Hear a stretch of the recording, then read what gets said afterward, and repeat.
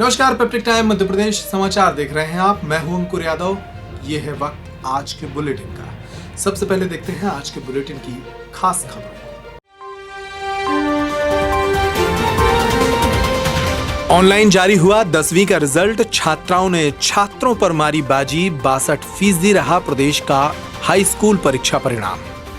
चंबल क्षेत्र में बढ़ रहे कोरोना के मामले। ग्वालियर में एक साथ निकले 31 मामले। अनलॉक 2 में भी कोरोना के नए मरीजों का मिलने का सिलसिला जारी। मुख्यमंत्री ने कहा कि थाना क्षेत्रों में बनाए अपराधियों की सूची, किसी से संपर्क बढ़ाने की जरूरत नहीं। बेरोक-टोक बिना दबाव में करें अपराधियों के विरुद्ध कार्रवाई। रामेश्वर शर्मा बनाए गए प्रोटेम स्पीकर। 20 जुलाई से शुरू होगा विधानसभा का मानसून सत्र।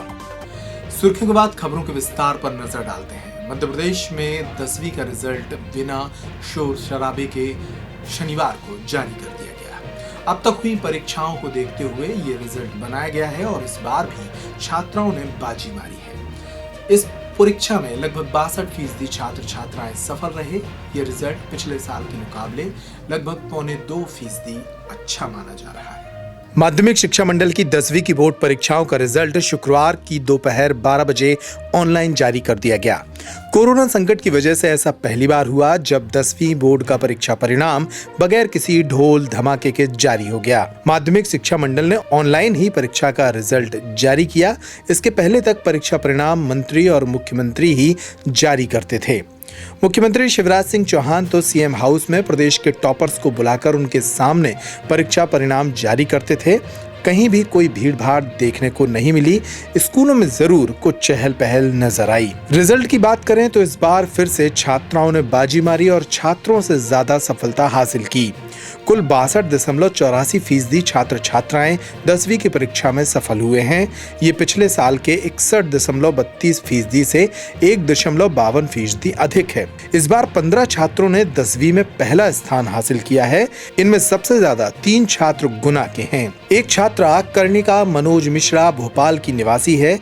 वहीं 23 विद्यार्थी केवल 1 नंबर से पूरे अंक पाने से चूक गए। इस बार 19 मार्च तक हिंदी और अंग्रेजी माध्यम में जितनी परीक्षाएं हुई हैं, उसी के आधार पर रिजल्ट जारी किया गया है। छतरपुर जिले के 12 छात्र छात्राओं ने प्रदेश की मेरिट में स्थान बनाया है।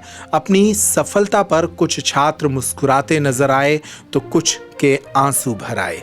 सर बहुत अच्छा लग रहा है सर। मैंने तो उम्मीद ही नहीं की थी सर मैं आ सकता हूँ, लेकिन सर बहुत अच्छा लग रहा है। और सर पढ़ाई में तो ये बोलना चाहूँगा कि सर जो है क्लियर पढ़िए, ऑल क्लियर, किसी को चीज़ में डाउट में मत डालिए, बस यही कहना चाहूँगा। सुबह पहली बात तो हमारे कोचिंग वाले सर ने हमें बहुत पढ़ाया है। उन्हें बहुत वो किया सपोर्ट, और वो हमारे घर वालों को भी कहते थे कि सुबह 4 बजे से जगाओ, शाम मतलब रात के 11 बजे तक पढ़ाई के लिए कहो। तो हम भी पढ़ते थे 2-2 बजे से उठ के और 12-12 बजे तक कभी कभी। उनका तो बहुत है, वो तो उन्होंने तो कुछ नहीं कराया, उन्होंने और पैसे लगाए हमारे लिए पढ़ाने के लिए। क्या करते हैं आपकी पिताजी? क्या करते हैं? दुकान में। अगली खबर का रुख करते हैं। मध्य प्रदेश में कोरोना वायरस के शिकार हुए संक्रमितों की संख्या 14,000 के ऊपर पहुंच चुकी है और नए मामले ग्वालियर इलाके में सामने आ रहे हैं। ग्वालियर में 31 नए मामले शुक्रवार को सामने आए। ऐसे में अब ग्वालियर बड़ा हॉटस्पॉट बनता जा रहा है। वहीं इंदौर और भोपाल में भी मामलों की संख्या लगातार बढ़ रही है। हालांकि पहले के मुकाबले ये गति थोड़ा धीमी हुई है। अनलॉक 2 में 4 दिन गुजर गए हैं और ऐसे में लगातार मामले सामने आ रहे हैं। हालांकि मध्य प्रदेश का रिकवरी रेट पहले से बेहतर हो रहा है। मध्य प्रदेश में कोरोना वायरस संक्रमण थमने का नाम नहीं ले रहा है। राजधानी भोपाल में शनिवार सुबह 67 नए मामले सामने आए। नए मरीजों के साथ भोपाल में संक्रमितों की संख्या 3,259 हो गई है। यहां अभी तक 105 लोगों की मौत हो चुकी है। वहीं इंदौर में 4,810 संक्रमितों और 241 की मौत हो चुकी है।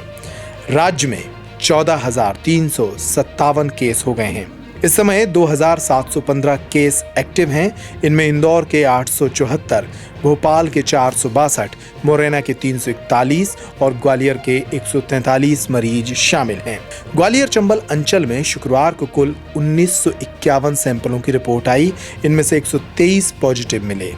सबसे ज्यादा पॉजिटिव मरीज मुरैना में सामने आए। ग्वालियर में 31, शिवपुरी में 5, भिंड में 4, दतिया में 3 और श्योपुर में भी 2 नए मरीज मिले। पिछले कुछ दिनों से ग्वालियर में मरीजों की संख्या बढ़ रही है। ग्वालियर में शुक्रवार को रिकॉर्ड 31 लोगों में कोरोना संक्रमण की पुष्टि हुई, जो अब तक के सबसे ज्यादा मामले थे।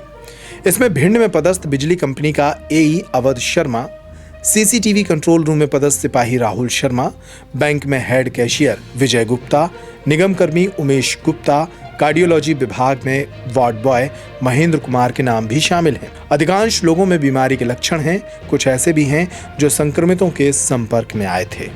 मध्य प्रदेश के मुख्यमंत्री शिवराज सिंह चौहान ने डीजीपी के साथ एक हाई लेवल मीटिंग करते हुए प्रदेश की कानून व्यवस्था पर बातचीत की है। उन्होंने पुलिस अधिकारियों को निर्देशित किया है कि अपने अपने क्षेत्रों में अपराधियों की एक हिट लिस्ट तैयार करें।